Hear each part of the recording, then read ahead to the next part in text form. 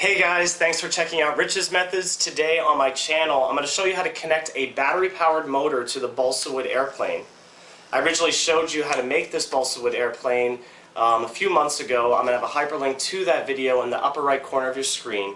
This is a 24-inch wingspan plane. The propeller that I connected was an 8-inch diameter. You might want to get a propeller that's a little bit larger than the one I show in this video. That will work a lot better with this size plane. However, this one is just fine. Anything you can find in a toy store or hobby store should be okay, as long as it's relatively in the 8 to 10 inch size. You'll also notice that this is a blue propeller. In the tutorial I show how to put the plane together with an orange propeller. I broke that propeller when I was outside playing with it before I could show you the final product. That's why these are different colors. To show you how it works, this is pretty cool. There's a toggle switch here, it turns the propeller on, and you can simply shut it off then when you're done playing with it. Alright guys, so I'm going to show you how to put this together right now so that you can start enjoying your battery-powered balsa wood airplane. All you need to do is get the balsa wood airplane that I showed you in my original video. I'll have it hyperlinked in the upper right corner of your screen, and it's a nice little project you can do on your own. If you want it to fly even further, you can add an electric motor to it. I bought an electric or battery-powered motor at Radio Shack. I think this was around $3. They have a variety of these, but I stayed with the smallest one that they had, and this is around $3. You're also going to have to get the battery pack. This is going to be powered by 2 AA batteries, so you need a battery pack that will hold 2 AA batteries. And this is it. It's just a simple box with just 2 wires coming out of it, and we'll be connecting this to the electric motor. And this was also around $3. You're also going to need, well, you don't really need this, but I thought it'd be a fun little trick to add on to the plane. This is a toggle switch, and that way you can use this to turn the propeller on and off as you're using it. So I'll add that real quick. It's only around $3. I thought it'd be a nice little addition to the plane. The propeller itself, you might have to look around at toy stores or hobby stores. I was able to find this thing called a wacky whirler. I know it's kind of crazy sounding. This was only 99 cents, and pretty much it's one of those old-fashioned propellers, and what you're going to have to, what it originally was supposed to be for is it would fly away. As you can see, there. Now it worked. And what I thought was, being as that this is already a propeller, this would be a great thing to add on to the end of the motor simply by pushing it on, and then it'll act as a propeller for the plane.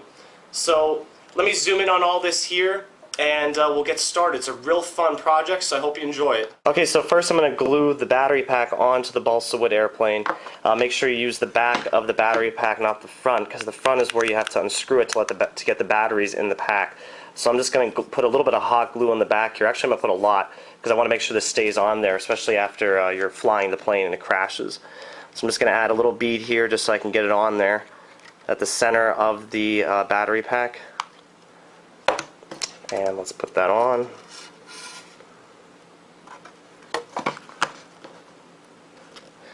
And you want to put this right at the edge of the battery of the plane, because this will be like the weight now at the end of the balsa wood plane. And I'm just going to hold that down, let that solidify, and I'm going to put a bead going down the edge here. The battery pack is on, it's solidified, it's on there pretty good.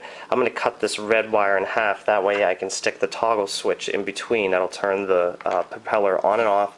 I'll use my handy wire strippers here. I'm just going to cut it halfway down, and then I'll strip the ends and I'll reconnect the toggle switch in between. So we have our toggle switch here. You can see it just turns on and off. And what I'm going to do is I'm going to connect the one of these prongs to this red here. Make sure that there's no stray strands that are, sticking out that might cause problems later on. And we're going to twist that around there, and then I'm going to connect it to the part that's actually on the plane. Might even bend this a little bit out of the way. Okay. Now next, I'm going to glue the toggle switch onto the battery pack, and I'm going to keep it near the where the engine is going to be, or where the motor is going to be. The motor is going to be going right here in the front. So if you can imagine, the motor will be here. I think we should put the toggle switch right about like an inch back. I'm just going to hot glue that on, okay?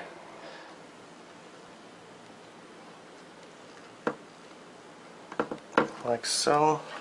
And I might even add a little bit of hot glue underneath the switch here I might even put some underneath there right by the battery pack,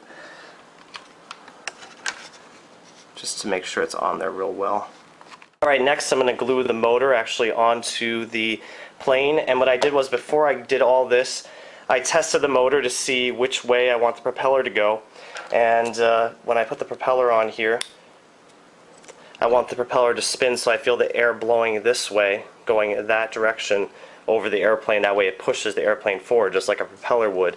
And what I found was that on the back here there's actually a positive and a negative, and they're really, really tiny. You can't see it on camera, but there's actually a negative sign, and you want the red wire to be on the negative side and the black wire to be on the positive side. They're not different colors or anything like that. The wires are, obviously, but on the motor these are both like a brass color. But you want to put the red on the negative and the black on the positive, and that will spin the propeller in the right direction that you need it to go.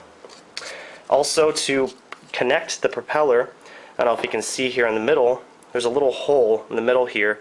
I used a Dremel to drill a hole right in the center of the propeller, and it was easy to figure out because of this connection piece here. I just eyeballed it and seen where the center was.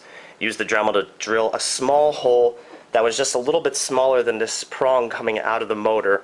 That way when I stick it into the propeller, it actually has a good friction, it has a good feel, so it doesn't come off right away. And what we're going to do is we're going to put some super glue on the inside here.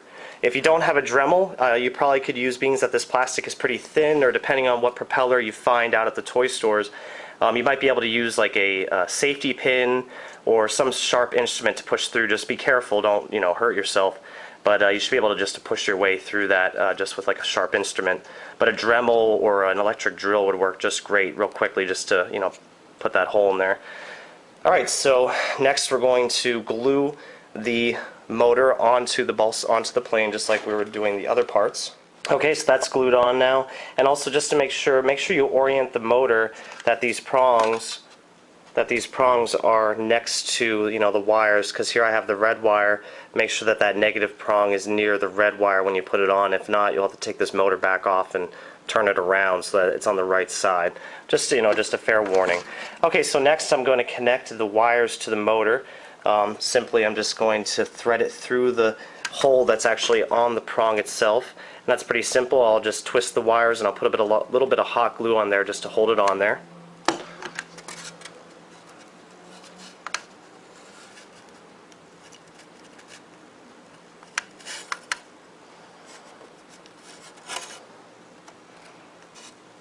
Okay, so there we go. I have the glue now on there. I'll let that solidify a little bit. And what we're going to do next is connect the propeller to the motor. Again, remember I made that hole with the Dremel, and I'm just going to slip that right on. Make sure that this isn't all the way back against the motor, because if it is, it won't spin properly. So make sure that you can spin it. It seems like it's pretty clear of the rest of the plane, so it's spinning pretty freely. And I'm just going to add a little bit of some hot glue into the center of the propeller here just to hold it in. Just to hold it in place.